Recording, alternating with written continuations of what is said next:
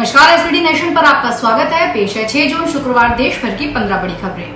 सबसे पहले एक नजर डालते हैं आज की हेडलाइंस पर। आईटीओ स्थित रेवेन्यू बिल्डिंग में लगी आग। आरबीआई ने घटाया रेपो रेट, लोन सस्ते हो सकते हैं, ईएमआई भी घटेगी। गोविंद देव जी मंदिर में कल मनाई जाएगी Nirjala Ekadashi. Team India England के लिए रवाना, दोनों टीमें खेलेगी 5 मैचों की टेस्ट सीरीज। प्रॉपर्टी खरीद में नहीं होगा 2 लाख से ज्यादा का नगद लेन देन। और अब खबरें विस्तार से सुनिए। दिल्ली के आईटीओ स्थित रेवेन्यू बिल्डिंग के कमरे नंबर 238 में आग लग गई। फायर ब्रिगेड को सूचना सुबह 9:57 पर सूचना मिली। दिल्ली फायर सर्विस ने 6 दमकल गाड़ियां भेजी और 10 मिनट में आग पर काबू पा लिया गया। स्थिति अब नियंत्रण में है। रिजर्व बैंक ऑफ इंडिया ने ब्याज दर को 0.50% घटाकर 5.50% पर कर दिया है, यानी आने वाले दिनों में लोन सस्ते हो सकते हैं। आपकी ईएमआई भी घटेगी। मॉनेटरी पॉलिसी कमेटी मीटिंग के फैसलों की जानकारी आरबीआई गवर्नर संजय मल्होत्रा ने आज 6 जून को सुबह 10 बजे दी। ये मीटिंग 4 जून को शुरू हुई थी। इस साल रेपो रेट में कुल 1% की कटौती हो चुकी है। इस साल फरवरी में हुई मीटिंग में ब्याज दरों को 6.5% से घटाकर 6.25% कर दिया गया है।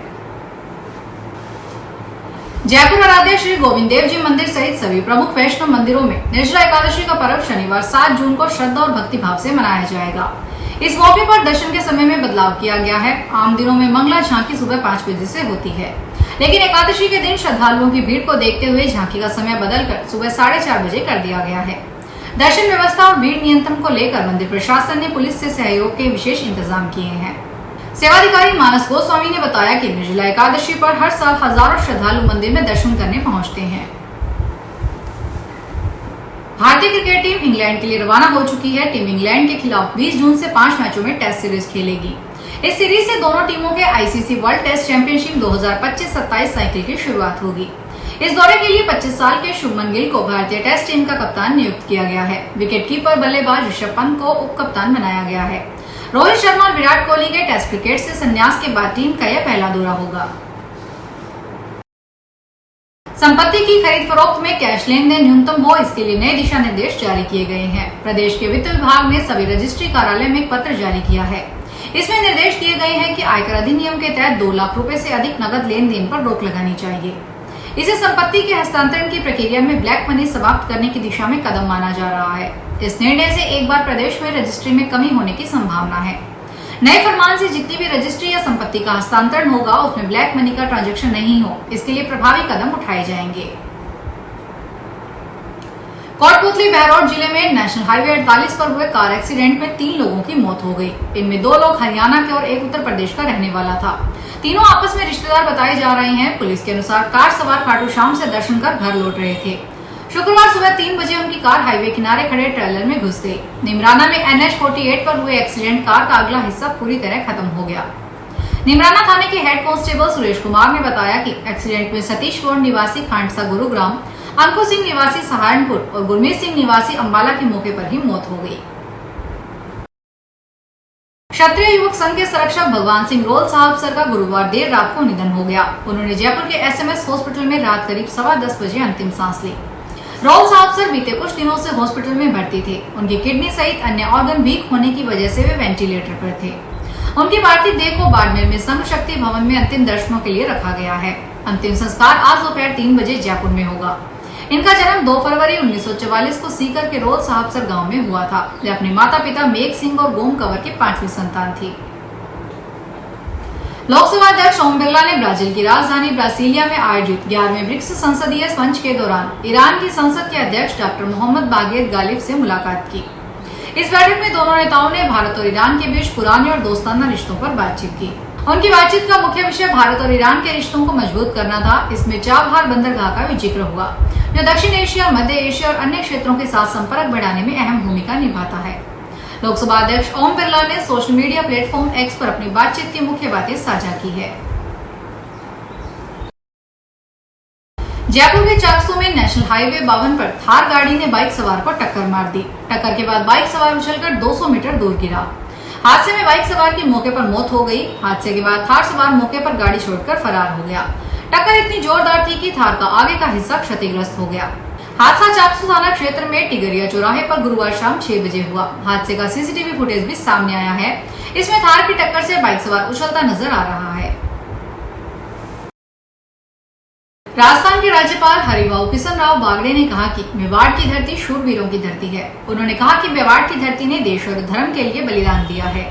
वे गुरुवार रात को उदयपुर में भोपाल नोबल्स विश्वविद्यालय में आयोजित पंडित दीनदयाल उपाध्याय एकात्म मानव दर्शन हीरक जयंती समारोह में बतौर मुख्य अतिथि संबोधित कर रहे थे। राज्यपाल बागड़े ने पंडित उपाध्याय के जीवन के कई प्रेरक प्रसंगों का उल्लेख किया, जिसमें उनकी असाधारण मेधा, गरीबों के प्रति उनका प्रेम और राष्ट्र के प्रति उनकी अटूट निष्ठा शामिल है। सरकारी नौकरी नहीं मिली तो बेरोजगारों ने सरकारी स्कीम ही कमाई का जरिया बना लिया। राजस्थान सरकार की ओर से बेरोजगारों को दिए जा रहे भत्ते में बांसवाड़ा जिले में जनवरी 2024 से जनवरी 2025 के बीच 138 बेरोजगारों ने 70,62,000 रुपए की इंटर्नशिप की झूठी हाजिरी देकर गड़बड़ी करने का खुलासा हुआ है।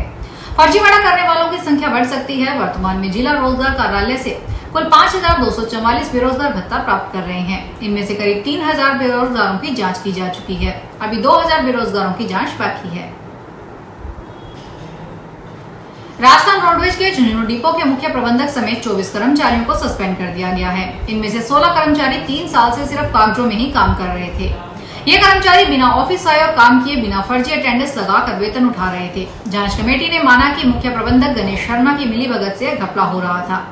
करीब 79 लाख के वेतन घोटाले का अनुमान है। शर्मा को निलंबित कर गिरिराज स्वामी को झुंझुनू डिपो का मुख्य प्रबंधक नियुक्त किया गया है।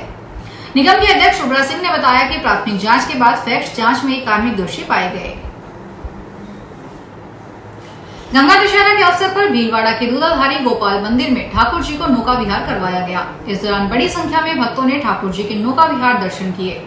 मंदिर परिसर में ठाकुर जी के फूल बंगले के सामने करीब 5,000 लीटर का एक कुंड बनाया गया। इस कुंड में गंगा जल और पानी भरकर इसमें मोगरा, गुलाब आदि का इत्र डाला गया, जिससे इसकी महक आती रहे। इसके बाद ठाकुर जी और राधा रानी को खसखस, मोगरा, गुलाब आदि इत्र का लेपन कर नौका में विराजित किया गया और नौका को जल विहार करवाया गया।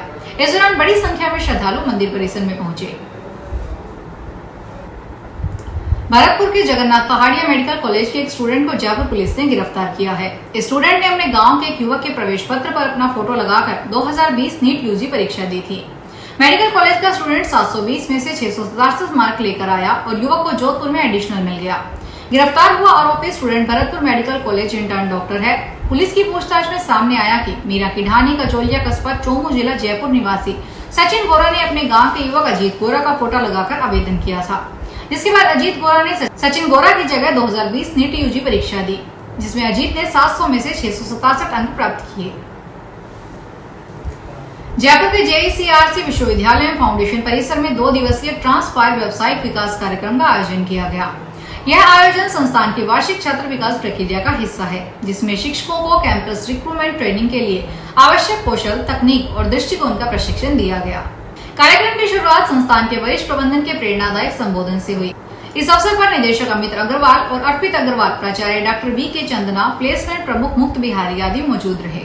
फिलहाल इस बुलेटिन में इतना ही, फिर हाजिर होंगे बड़ी खबरों के साथ। नमस्कार दोस्तों, यदि आपको हमारा आज का वीडियो पसंद आया हो तो इसे लाइक जरूर करें और आगे भी इसी तरह की ताजा और रुचिकर खबरें अगर आप देखना चाहते हैं तो हमारे चैनल SBT न्यूज को सब्सक्राइब करें, ताकि नई खबरों का अपडेट आप तक पहुंचता रहे। यदि आपको हमारी वीडियो पसंद आई है तो कमेंट बॉक्स में अपनी राय जरूर साझा करें। और हाँ, आप किस शहर से यह वीडियो देख रहे हैं और किस तरह की खबरें आप देखना चाहते हैं, यह जानकारी भी हमारे साथ साझा करें, ताकि आपके शहर की संपूर्ण खबरें हम आप तक पहुंचा सके। इसी तरह की खास खबरों के लिए देखते रहिए SBT न्यूज। धन्यवाद।